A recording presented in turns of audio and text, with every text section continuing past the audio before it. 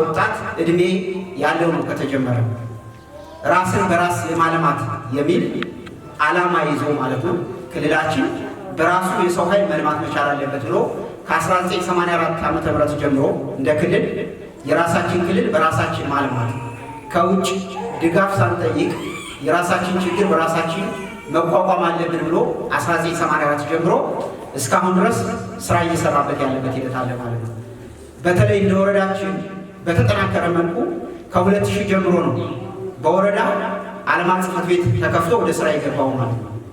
ከዛም ጊዜ ጀምሮ አጠቃላይ ከማህበረሰቡ የምንሰበስባቸው ሀብቶች ቀጥታ ለማህበረሰቡ ነው የሚሆነው። ይሰበሰባል። በግንባታ በቁሳቁስ ለትምህርት ቤቶች፣ ለጤና፣ ለስራና ስልጠና እዚህ አካባቢ ላይ ይውላል ማለት ነው። ስለዚህ ይህን እንቅስቃሴ ደግሞ በጎለበተ መልኩ በተለይ በቅርቡ እያያችኋቸው ያሉት በጣም በርካታ ግንባታዎች በየትምህርት ቤቱ ይገነባሉ። በ4-5 ዓመት ውስጥ እንኳን ወደ 24 መማሪያ ክፍሎች ተገንብተዋል። ገጠር ላይ ብቻ ማለት ነው። በሁሉም አካባቢ ተዋላችሁ።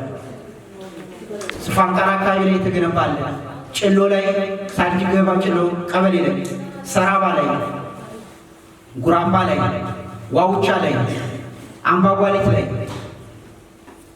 አይምባ ላይ ሁሉንም ቀጠናዎች መሰረት አድርጎ አልማ ከትምህርት አንጻር በርካታ ስራዎች እየሰራ ያለበት ሂደት አለ ማለት ነው። ከጤና አንጻር ላይ ደግሞ በተለያዩ ቦታዎች ላይ የጤና ጣቢያ ግንባታዎች ላይ እያከናወነ ያለበት ሂደት አለ ማለት ነው። ስለዚህ ከኛ የሚሰበሰበው ሀብት የትም አይሄድም ማለት ነው። ላበላ ይወጣ ለየትኛው ስለማይወጣ ማለት ነው። ዝሮ ለማህበረሰቡ አገልግሎት ይውላል ማለት ነው።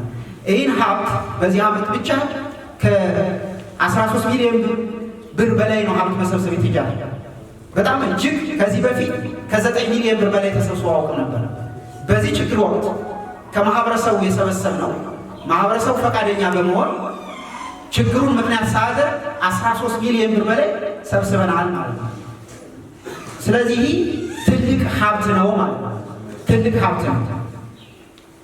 ትምህርት ቤቶችን መንግስት እየደገፈ አይደለም እያሰራቸዋል። እውነት ለመናገር ማለት ነው ቀጥታ ከዚህ ምናገኘው ከማህበረሰባችን ምናገኘው ሀብት ነው ግንባታ እየገነባን ያለ ማለት። ስለዚህ ይህ ሀብት በተገቢው እንዲያል የዚህ በጎ ፈቃደኛ አገልግሎት የሚሰጠው አባላችን በተገቢው ሰልጥኖ ድጋፍ እንዲያደርግ ነው ዛሬ ትልቁ የተጠራበት ዓላማ ማለት ነው።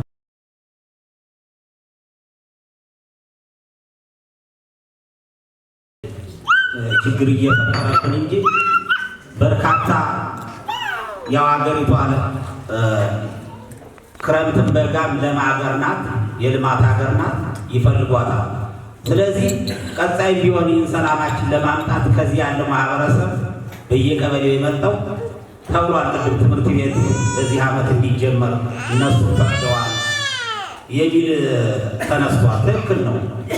አዩት በቃ ምን ያህል እንደሚጎዳ እንግዲህ አማራ ክልል ላይ ምሁር እንዳይወጣ ተጽዕኖ ተደርጎ ነበር።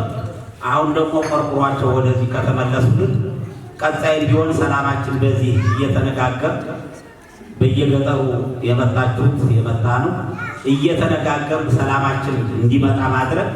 ከዚያ ሰላም ከመጣ የተለያዩ ፕሮጀክቶች አሁን እየጠየቁ ነው ያሉ ለመግባት የሰላም ጉዳይ ነው። አናውቀውም ነበር።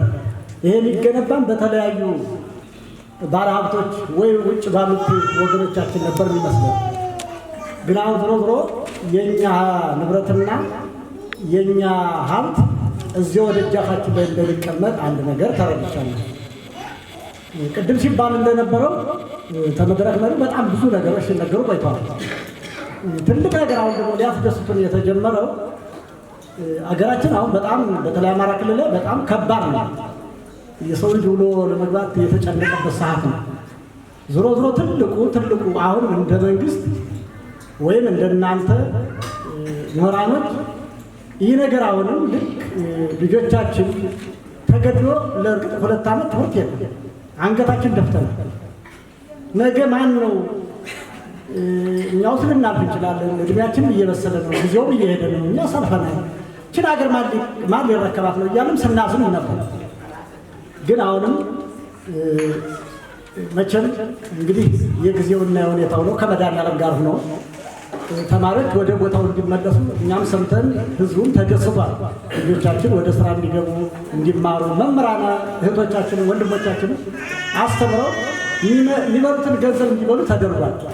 ልክ በዚህ ልክ እናንተ አሁን እየተወያያችሁ እኒህን ወደ ውጭ ያሉ ወንድሞቻችን መንግስትን የሆነ መንገድ ክፍተት ሰጥቶ ይህን ነገር ብናደርገው ይህን ነገር ወደ ሰላም ብናመጣው የሚል ልክ እንደዚህ እንደ ትምህርቱ አሁንም የሁሉም የሀገሪቱ ሰላም ካለ ምርት አለ፣ ሀብት አለ፣ ንብረት አለ፣ ውጤት አለ።